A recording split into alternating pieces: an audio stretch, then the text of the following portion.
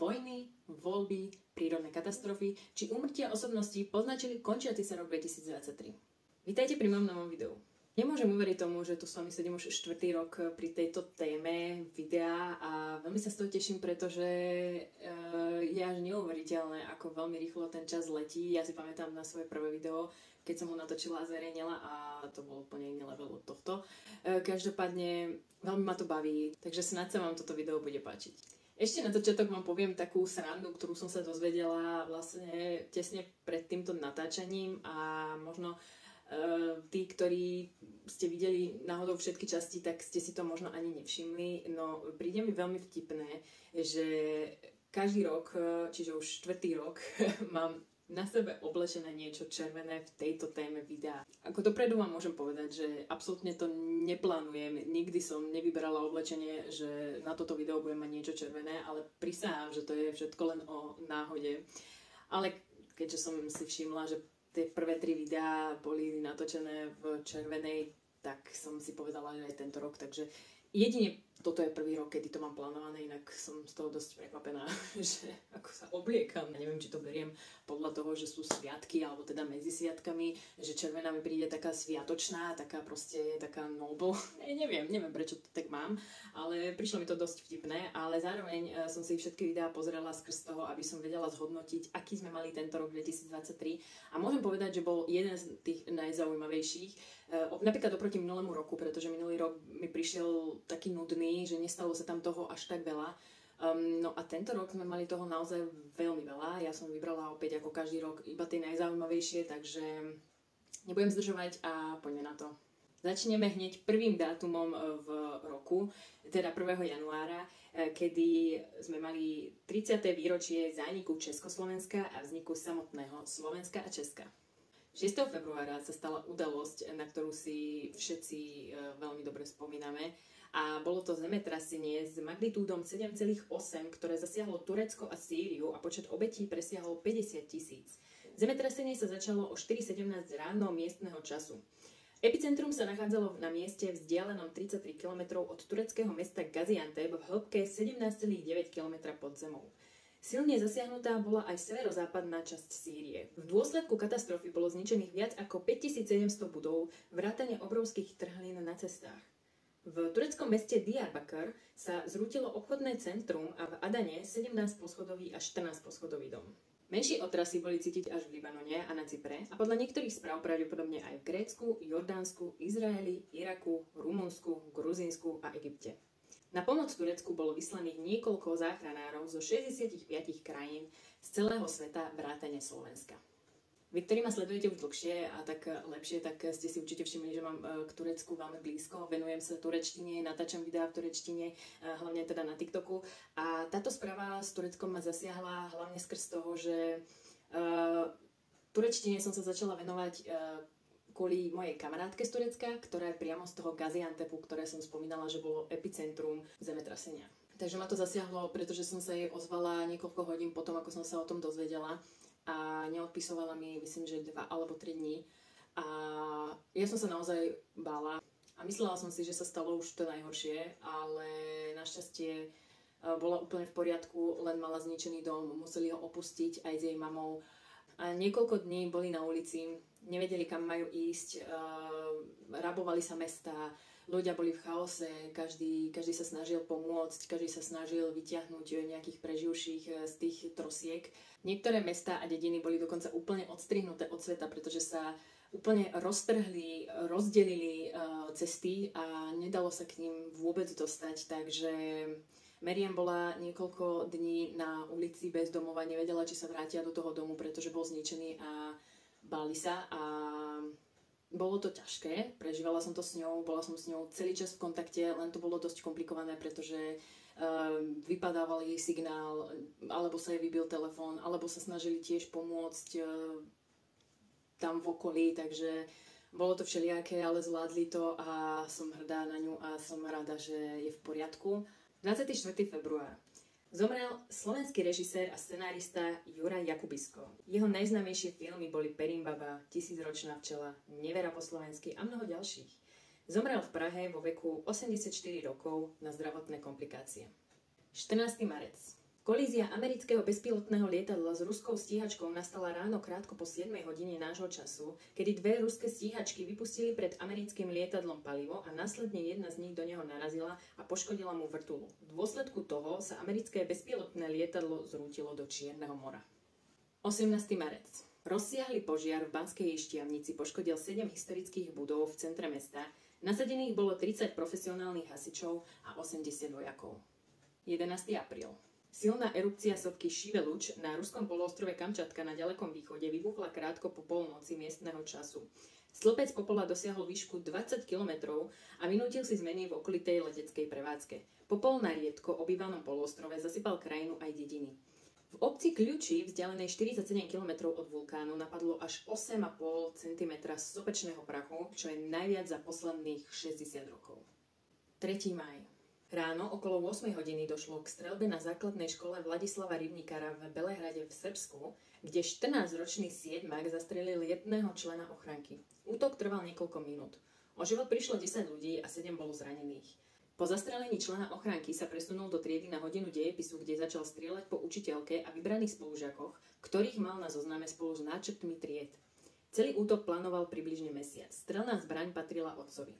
Po čine, na ktorý sa dopredu pripravoval, sám na seba zavolal políciu, ktorá ho zadržala, ale kvôli nízkemu veku nie je chlapec trestne zodpovedný. Chlapec, podľa spolužiakov introvert, s dobrými študijnými výsledkami, bol následne odovzdaný na psychiatrii. 24. maj. Stalo sa niečo, čo Slovensko veľmi šokovalo.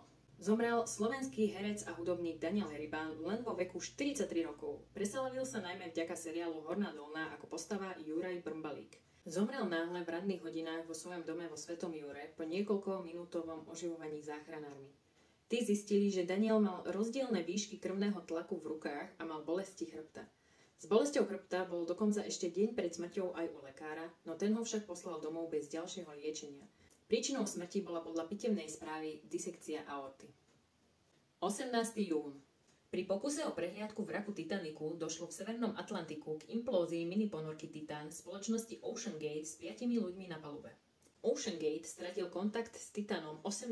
júna a kontaktoval úrady neskôr v ten deň potom, čo sa mala ponorka vrátiť. Následovala masívna medzinárodná pátracia a záchranná operácia, ktorá sa skončila 22. júna, keď boli úlomky z Titanu objavené asi 1600 stôp, čo je 500 metrov, od prednej časti Titaniku. Bolo potvrdené, že Titan implodoval pravdepodobne vtedy, keď sa počas zostupu stratila komunikácia, čo okamžite zabilo všetkých 5 pasažierov na palube. 7. október.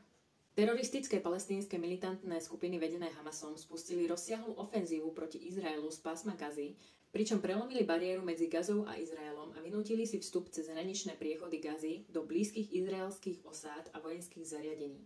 Útoky sa začali v skorých ranných hodinách raketovou palbou proti Izraelu a vpádmi vozidel na izraelské územie s niekoľkými útokmi na okolité izraelské civilné komunity a izraelské vojenské základne. Palestínčania vypálili z pásma Gazy najmenej 3000 rakiet. Zabili vyše 1400 Izraelčanov a asi 100 ďalších vrátane žien, detí a dôchodcov zobrali ako rukojemníkov. Od začiatku ofenzívy Hamasu boli hlásené početné prípady útokov na izraelských civilistov vrátane masakru na hudobnom festivale Reime, ktorý si vyžiadal najmenej 260 obetí. Izrael odpovedal na inváziu bombardovaním cieľov z pásma Gazy. Najhorší útok na Izrael vysídlil vyše 500 000 ľudí. 8. október. Východné Slovensko zasiahlo vo večerných hodinách zemetrasenie s magnitúdou 4,9. Zemetrasenie malo epicentrum v katastri obce Ďapalovce. 28. október. Zomrel americký herec Matthew Perry vo veku 54 rokov. Slávu si získal vďaka sitcomu Priatelia. Perry trpel ťažkou závislosťou od drog a alkoholu. Vďaka svojmu uzdraveniu sa stal obhajcom rehabilitácia a hovorcom Národnej asociácie odborníkov na súd pre drogy. 28. októbra zomrel doma vo svojej výrivke, kde ho už bez známok života našiel jeho asistent. Záchranári sa domnievali, že príčina smrti bolo utopenie, ale pitva to nepotvrdila. Ale zároveň ani nevyvrátila. No jeho smrť bola veľmi záhadná. V jeho dome našli lieky na predpis, a to antidepresíva a lieky proti úzkosti. Ohľadne jeho smrti je najväčšou diskusiou práve jeho Instagram. Jeho posledné príspevky boli veľmi zvláštne a aktívne. Len za 2 týždne pridal 9 príspevkov, kdežto nikdy predtým takto aktívny nebol. Posledný príspevok zverejnil 23. októbra a nebol len jeden, ale až 4 a na každej z nich sa podpisoval ako Batman so symbolom Batmana. Vznikajú rôzne konšpiračné teórie, že predpovedal svoju smrť v týchto posledných príspevkoch spolu s ich popismi. To, kde je pravda, sa už však nikdy nedozvieme. 21. december. V tento deň sa stala masová streľba na Filozofickej fakulte Karlovej univerzity na námestí Jana Palacha v Prahe. Zomrelo tam 15 ľudí, vrátane páchateľa, a 24 ľudí bolo zranených. Začalo to tak, že 12:26 sa ozvala svedkyňa polícii s informáciou, že jej kamarát napísal samovražednú SMS a na volanie nereaguje. O 16 minút neskôr polícia nadobudla informáciu, že podozrivý cestuje zo svojej obce Hostouň do Prahy, kde plánuje spáchať samovraždu. O 12:45 získala informáciu, že v dome podozrivého bolo nájdené usmrtené telo otca dotyčného. Podozrivý v dome nastražil výbušný systém, kanistre s benzínom, fén s časovačom a spustil plyn. Zasahujúcim zložkám sa toto zariadenie podarilo včas zneškodniť. Polícia následne začala po študentovi v Prahe pátrať a o 14:22 dala evakuovať budovu, kde mal mať študent prednášku. O 14:49 ale obdržala správu o streľbe v budove fakulty na námestí Jana Palacha, ktorá sa nachádzala na inom mieste, takže zabezpečená nebola. Podľa neskoršie získaných informácií bolo zistené, že streľbu vykonal študent fakulty, ktorý do budovy vstúpil s poloautomatickou puškou AR-10 a s kufrom so strelibom. Išlo o rovnakého muža, ktorého polícia niekoľko hodín hľadala v súvislosti s možným pokusom o samovraždu. Páchateľ usmrtil 13 obetí a zranil ďalších 25. Jedna osoba podľahla zraneniam neskôr v nemocnici. Keď na miesto dorazila polícia, strelec sa nachádzal na streche budovy, kde spáchal samovraždu. Páchateľom bol 24-ročný David K., študent Filozofickej fakulty Karlovej univerzity, ktorý študoval na magisterskom stupni v odbore História. Muž na univerzite patril medzi študentov s najlepšími výsledkami a pred streľbou sa nedopustil žiadneho evidovaného trestného činu alebo priestupku. Podľa slov ostatných študentov išlo o tichého a nenápadného človeka. Podľa medializovaných informácií sa mal študent v minulosti liečiť s psychickými problémami a mal vlastniť 12 legálne obdržaných zbraní, medzi ktorými boli pištole, brokovnice a samonabíjacie pušky. Rovnako sa objavili informácie, že páchateľ pred smrťou používal sociálnu sieť Telegram, kde v príspevkoch prejavoval svoju túžbu streľbu vykonať a následne spáchať samovraždu. Podľa polície sa páchateľ inšpiroval podobnou streľbou v škole v Rusku. Presný motív činu však objasnený nie je. Polícia našla v dome, kde žil so svojím otcom, aj list. V ňom sa útočník priznal k vražde 32-ročného muža a jeho dvojmesečnej céry v Klánovickom lese. Ide o najtragickejšiu streľbu v histórii Česka. Takže to je odo mňa všetko. V roku 2023, ako ste videli, sa stalo toho naozaj veľmi veľa a hlavne veľa známych osobností zomrelo, veľa tragických udalostí, masových strelieb a teroristických útokov sa tento rok udiali a veľmi nás tento rok poznačil. Uvidíme, aký budeme mať rok 2024, keďže je už 31.